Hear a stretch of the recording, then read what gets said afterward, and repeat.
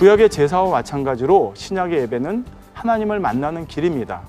구약 시대의 제사는 사람이 자기 생각 가운데 고안해낸 것이 아니라 바로 여호와 하나님께서 직접 가르쳐 주신 형식입니다. 구약 시대에 흠없고 정결한 제물로 제사를 드릴 때 하나님께서 기쁘게 받으신 것처럼 신약의 예배도 신령과 진정으로 드려야 하나님께서 기뻐 받으십니다. 신령으로 드리는 예배란 우리 안에 계시는 성령님과 함께 마음 중심으로 예배드리는 것을 말합니다. 진정으로 드리는 예배란 하나님께서 무엇을 원하시는지 그 뜻을 바로 알아서 몸과 마음과 뜻과 정성을 다하여 하나님을 사랑하는 중심으로 드리는 예배입니다. 예배에 임할 때 몇 가지 주의사항을 말씀드리겠습니다. 첫 번째로 예배 시간에 지각하지 말아야 합니다.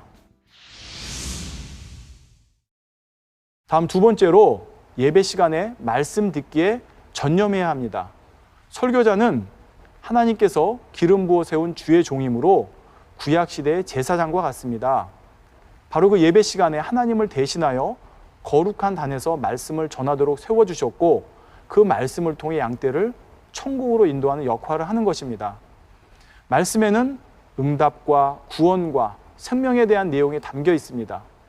이렇게 설교자가 하나님을 대신해서 말씀을 전할 때 혹여라도 옆사람과 잡담을 나누거나 아니면 마음에, 생각에 잡념으로, 딴 생각으로 가득 차 있다면 중심을 보시는 하나님 앞에 이는 너무나도 무례한 행동이라는 것을 알아야 되겠습니다.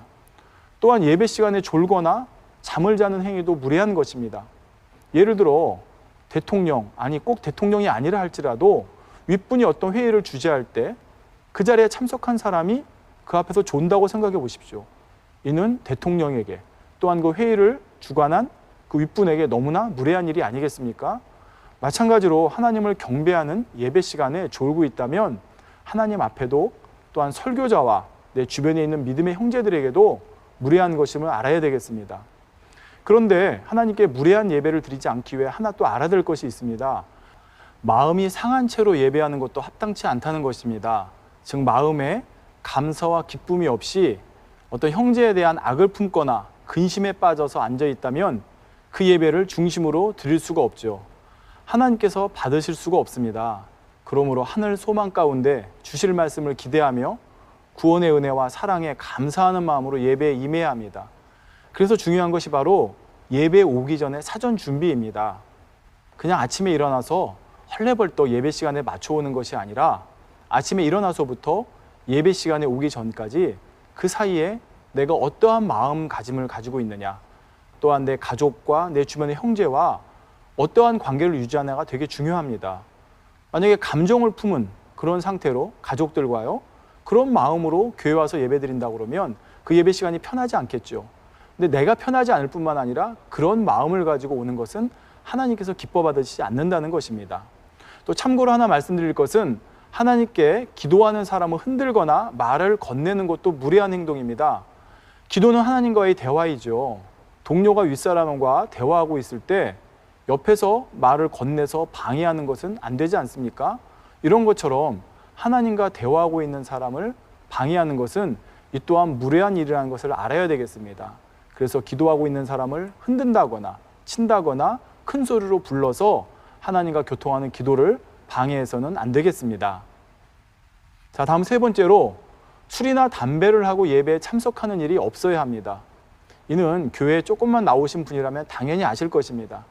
아직 믿음이 물론 연약한 초신자나 또한 새신자 같은 경우는 술, 담배를 아직 끊지 못한 경우가 있습니다.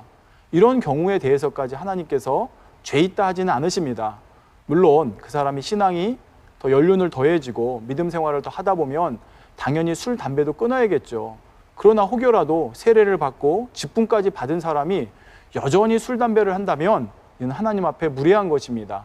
또한 초신자라 할지라도 예배에 참석하는 순간만큼은 술, 담배를 하지 않아야 합니다. 하나님을 믿지 않는 사람들도 세상 사람들도요, 양심에 비추어 교회 갈 때는 술과 담배를 하지 않아야 된다는 것을 마땅한 도리라고 생각합니다. 더욱이 담배는 자신만 아니라 주변 사람의 건강까지도 해치지 않습니까? 또한 여러분 술에 취한다고 생각해 보십시오. 이 술에 취함으로 인해서 얼마나 많은 잘못된 행동과 언어와 죄가 나옵니까? 그러니 하나님의 자녀라면 당연히 하나님의 영광을 위해 또 이웃에게 덕을 세우기 위해서라도 술과 담배를 금해야 할 것입니다. 더욱이 믿음 있는 사람이라고 하면 이런 구습을 신속히 벗어버려야 하겠습니다.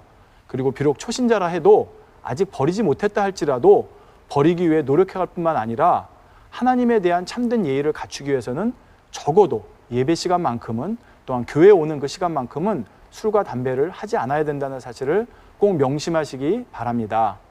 자, 다음 네 번째로 예배 분위기를 흐리지 말아야 합니다. 성전은 하나님 앞에 예배하고 기도하며 찬양하는 거룩한 곳입니다. 단지 이 성전, 이 곳만 거룩한 것이 아니라 성전 마당도 거룩한 곳입니다. 그런데 이러한 성전에서 더욱이 그것도 예배 시간에 어린아이가 울거나 또한 떠들며 돌아다니게 그냥 방치한다면 이는 사람들의 예배를 방해할 뿐만 아니라 하나님에게도 크게 무례를 행한다는 것을 알아야 되겠습니다. 그 밖에 성전 안에서 혈기를 낸다거나 또한 대화를 나누는데 사업 얘기, 돈 버는 얘기, 오락에 관한 세상 이야기를 하는 것도 하나님 앞에 무례한 행동임을 알아야 되겠습니다. 그리고 예배 중간에 음식을 먹고 음료수를 마시거나 옆 사람과 잡담하는 것, 이것도 삼가해야 되는 행동 중에 하나입니다. 더욱이 예배 시간이 아니라 할지라도 성전 안에서 음식을 먹는 것은 가하지 않습니다. 가끔 부모님들께서 어린아이와 동반해서 예배를 드릴 때 성전에서 아이들에게 과자나 음료수를 주는 경우가 있는데요. 부득이하게 그런 경우가 있을 수는 있습니다. 그렇지만 우리 아이가 그 예배 시간에 내내 과자를 먹거나 아니면 음료수를 자주 찾는다, 그렇다 그러면 성전에 마련된 유아실을 따로 이용해서 다른 분들에게 피해를 주지 않도록 하는 것이 하나님 앞에도 사람 앞에도 무례히 행하지 않는 행동임을 알아야 되겠습니다. 또한 개인적인 용무가 있다고 해서 예배 도중에 나가는 행위도 예의에 맞지가 않는다는 것을 명심해 주시기 바랍니다. 그리고 예배 시의 복장도 참으로 중요합니다. 꼭 새 옷을 입으라는 것이 아닙니다. 최대한 깨끗하고 단정하게 입는 것이 예의에 맞습니다. 물론 예외적인 경우는 있습니다. 예를 들어 직장에서 근무를 하다가 급히 수요 예배나 금요철에 참석하는 경우가 있습니다. 또 피치 못할 사정으로 그냥 입었던 평상복을 입고 와야 될 경우가 있습니다. 그런 경우는 어쩔 수 없죠. 그러나 할 수만 있다면 하나님 앞에 예배를 귀하게 드리기 위해서는 외모에도, 내 복장에도 마음을 써야 하는 것입니다. 그렇다고 사치스럽고 화려하게 입어야 한다는 뜻이 아닙니다.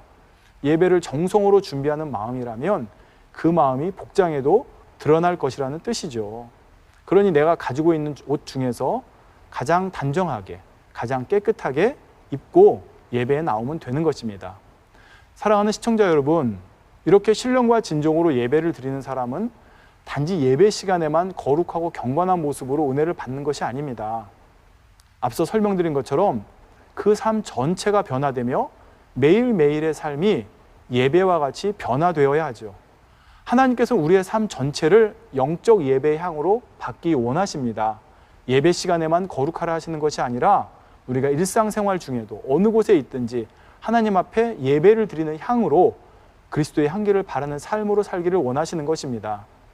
그러면 하나님께서 기뻐 받으시는 영적 예배를 드리기 위해서는 삶 속에서 우리가 어떻게 해야 할까요? 지금부터 살펴보도록 하겠습니다. 먼저 첫 번째로 항상 기뻐해야 합니다. 참된 기쁨은 기뻐할 일이 있을 때만이 아니라 설령 괴롭고 힘든 일이 있을 때라도 마음에서부터 솟아나는 기쁨입니다. 우리는 구세주 예수 그리스도 한 분만으로도 날마다 기뻐할 수가 있습니다. 죄인된 우리가 멸망의 길로 갈 수밖에 없었는데 바로 예수님께서 우리의 모든 저주를 담당해 주셨습니다. 십자가에 달려 보혈을 흘려주심으로 우리의 죄를 대속해 주신 것이죠. 주님을 영접한 우리는 영원한 생명을 얻어 천국에 갈 수 있게 되었습니다. 이 땅에서도 가난과 질병, 눈물, 고통, 슬픔, 근심에서 바로 믿음으로 말미암아 풀려나게 되었죠. 이러한 예수 그리스도를 믿는 믿음이 우리 안에 있다고 하면 그 믿음은 우리의 기쁨의 근원이 되며 항상 기뻐할 수가 있는 것입니다. 천국에 소망이 있기에 당장 오늘 먹을 양식이 없다 해도 혹은 어떠한 환난과 핍박에 둘러싸여 있다 해도 상관이 없습니다. 내 안에 채워진 하나님의 사랑이 변하지 않고 천국 소망이 흔들리지 않기에 어떠한 현실의 어려움 속에서도 기쁨이 샘물처럼 솟아나는 것이죠. 이것이 바로 우리의 삶을 기쁘게 하나님께 드림으로 모든 매 순간의 삶이 아버지 앞에 드려지는 영적 예배와 같은 삶이 될 수 있는 비결입니다. 또한 두 번째로 우리의 삶 속에서 영적 예배를 드리기 위해서는 쉬지 말고 기도해야 합니다. 쉬지 않고 기도한다는 말씀에는 세 가지 의미가 있습니다. 먼저 항상 습관을 쫓아 기도하는 것입니다. 어떤 사람은 어려운 문제나 소원이 있을 때는 기도하지만 편안할 때는 기도를 쉽니다. 참 이상하죠. 오히려 편안할 때 감사의 기도를 올려야 될 텐데 평안하면 기도를 쉬는 사람들이 많습니다. 그러다가 문제가 생기고 어려움이 생기고 시험이 생기면 그때만 교회 와서 주여 하고 찾는 것이죠.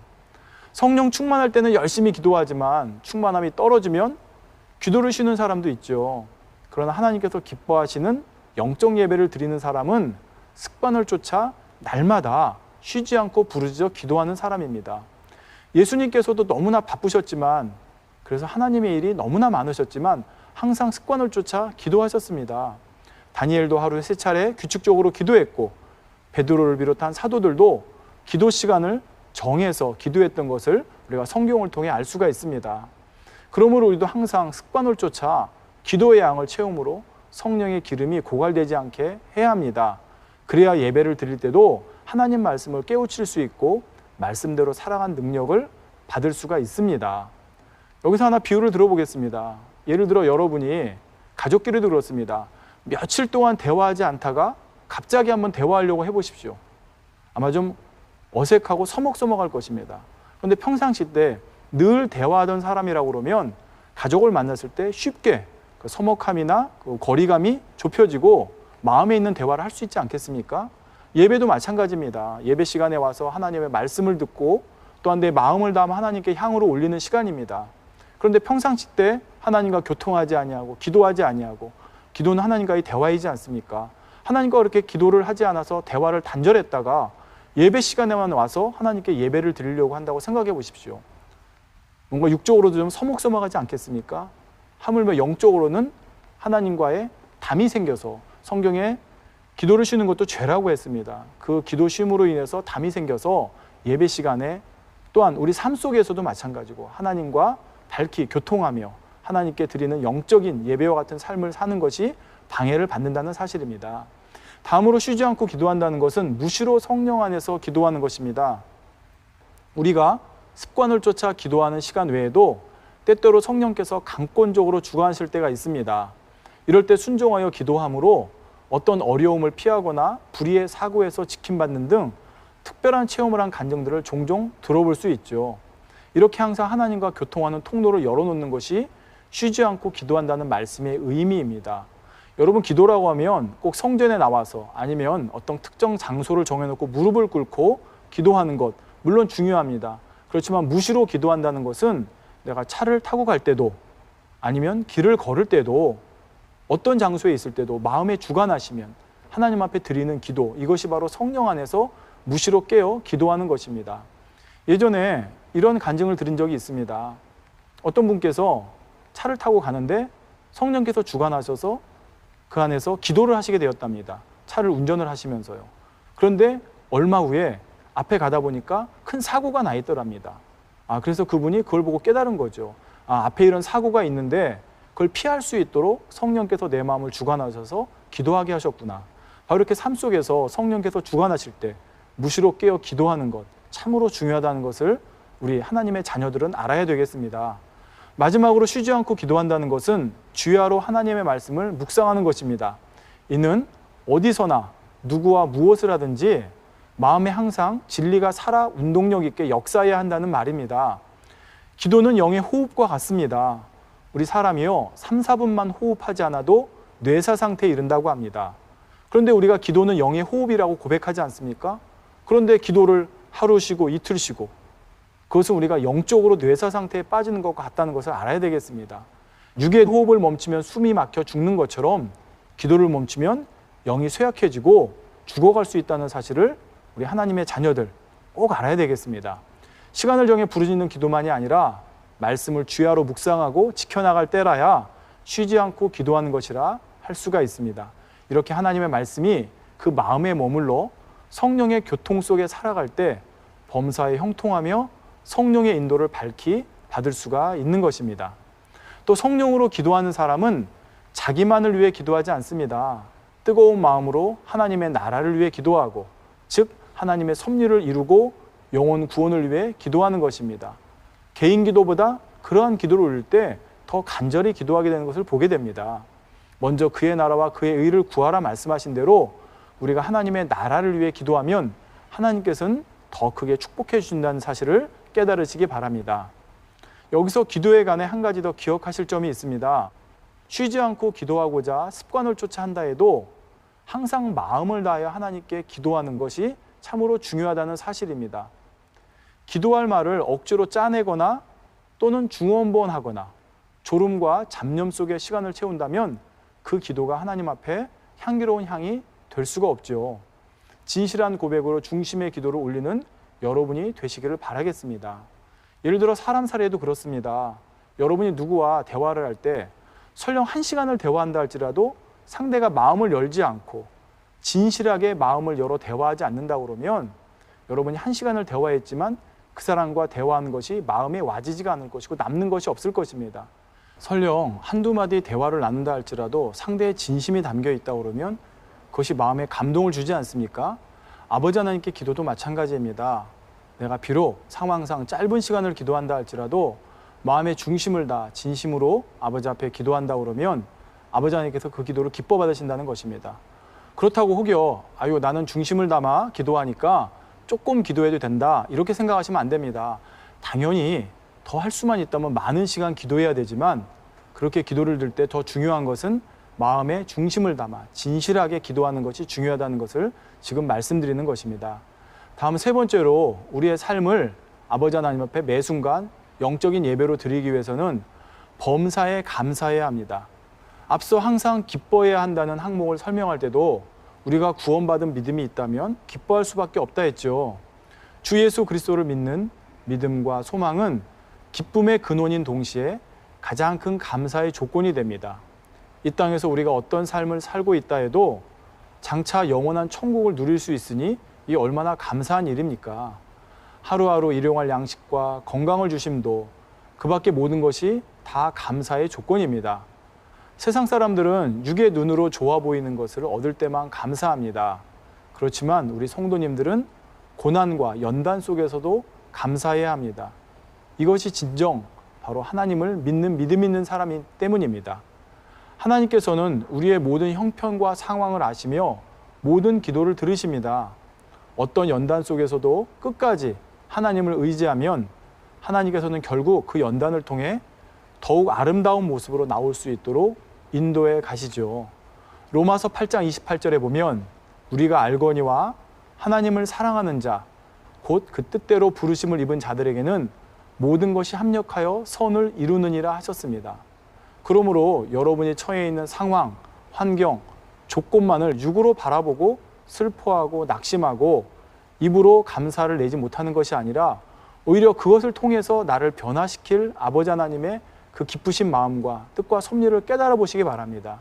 그렇다고 그러면 지금 당장 현실의 어려움이 감사의 조건으로 바뀔 수가 있다는 것을 여러분이 체험할 것입니다. 이런 하나님을 참으로 신뢰한다면 주님의 이름으로 고난받을 때는 물론이고 설령 자신의 실수나 부족함으로 인해 연단을 받을 때에도 오직 감사만 할 수 있습니다. 자신의 모습이 부족할수록 약한 자를 강하게 하시고 온전케 하시는 하나님의 능력에 더 감사할 수 있으며 또한 현실이 어려울수록 축복 주실 하나님을 믿음으로 인해 더 감사할 수가 있는 것입니다. 이렇게 감사할 때 하나님께서는 은혜와 능력을 주셔서 온전한 모습으로 변화되어 나갈 수가 있는 것이죠. 그래서 끝까지 믿음으로 감사하며 온전함을 이루어 나갈 때 결국 모든 것이 합력하여 선을 이루고 축복으로 변화되는 것입니다. 시청자 여러분, 항상 기뻐하고 쉬지 않고 기도하며 범사에 감사하는 것은 우리가 신앙생활을 통해 영육 간에 얼마나 열매를 맺혔는지 점검해 볼 수 있는 척도가 됩니다. 어떤 상황에서도 기뻐하려 하고 기쁨의 씨앗을 심어나가는 만큼, 그리고 감사의 조건을 찾아서 중심으로 감사하는 만큼 더 많은 기쁨과 감사의 열매가 맺히게 된다는 사실입니다. 기도도 마찬가지이죠. 우리가 힘쓰고 애써 기도해 나갈 때 더 큰 기도의 능력과 응답을 열매로 거두게 됩니다. 그러므로 항상 기뻐하시고 쉬지 말고 기도하시며 범사에 감사하는 삶을 통해 날마다 하나님께서 원하시고 기뻐하시는 영적 예배를 우리 삶 속에서 드릴 수 있기를 바랍니다. 지금부터는 레위기의 제사법이 오늘날의 예배와 어떻게 연결되는지 살펴보겠습니다. 시청자 여러분, 레위기의 앞부분에는 주로 제사법에 대한 내용을 설명하고 있습니다. 제사를 통해 죄사함을 받고 하나님과 교통하는 방법을 알려주신 것입니다. 또 제사를 담당하는 제사장의 자격과 의무를 다루고 있죠. 그리고 레위기의 뒷부분은 하나님의 백성이 멀리해야 할 죄에 대해서 자세히 기록하고 있습니다. 오늘날 많은 사람들이 말하기를 성경 중에 신약에서는 요한계시록, 구약에서는 레위기를 가장 이해하기 어렵다고 합니다.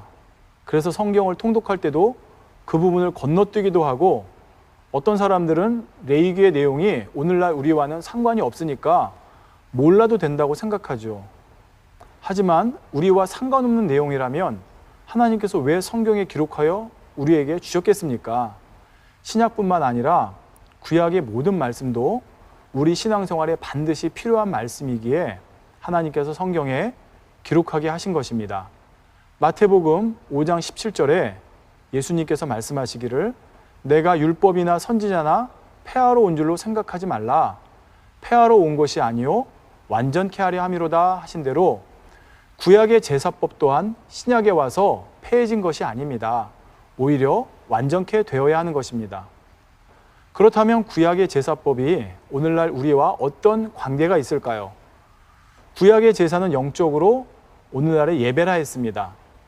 구약에서는 짐승을 잡아서 죄사함을 받고 하나님과 교통했지만 예수 그리스도 이후에는 성령이 우리 안에 오셔서 우리가 신령과 진정으로 예배드림으로써 성령의 역사 가운데 하나님과 교통할 수 있게 되었죠.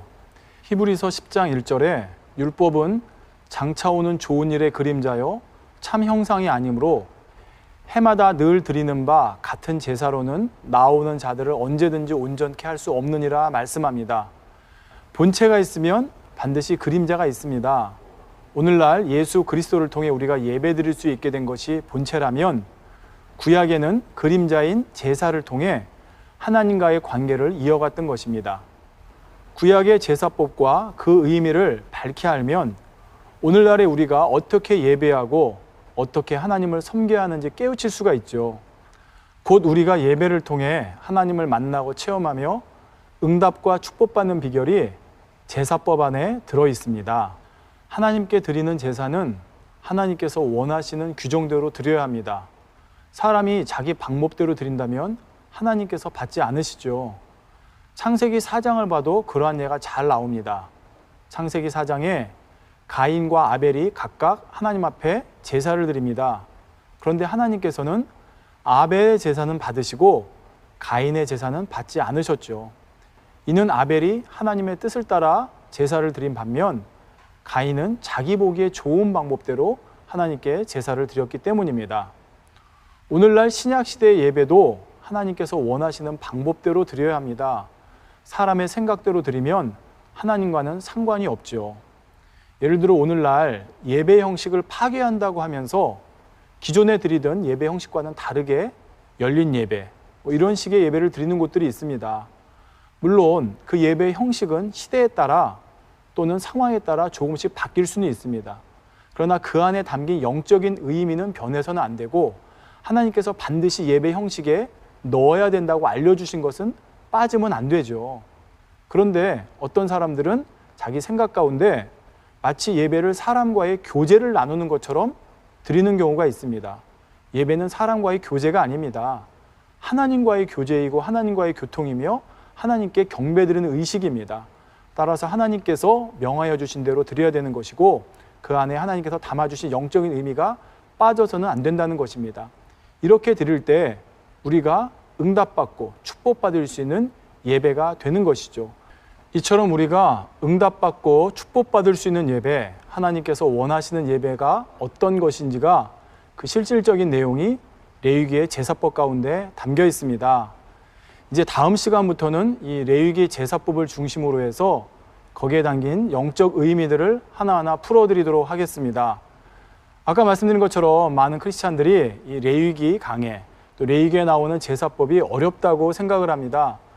그러나 여기에 남긴 영적 의미를 하나하나 깨달아 가신다면 어려운 것이 아니라 참으로 재미있는 말씀이 될 것이고 우리 삶 속에 실질적으로 매 순간순간 적용할 수 있는 귀한 말씀이 될 것입니다. 왜 생축 중에서 소나 양으로 예물을 드리게 하셨을까를 살펴보겠습니다. 이는 소와 양이 모든 짐승 중에서도 인류를 구원해 주시기 위해 화목제물이 되어 오신 예수님을 나타내기에 가장 적절한 짐승이기 때문입니다. 그러면 과연 소는 어떤 면이 예수님과 닮았다고 하는 것일까요? 첫째, 소는 사람의 짐을 대신 져줍니다. 둘째로 소는 사람에게 해를 끼치지 않으며 오직 유익만 줍니다. 셋째, 소는 땅을 갈아 비옥한 토양으로 변화시켜 줍니다. 그러면 과연 양의 어떤 면이 예수님과 닮았다고 하는 것일까요? 첫째로, 양은 온유합니다. 둘째로, 양은 순종합니다. 셋째로, 양은 깨끗합니다. 넷째로, 양은 사람들에게 해를 끼치지 않고 유익만 줍니다.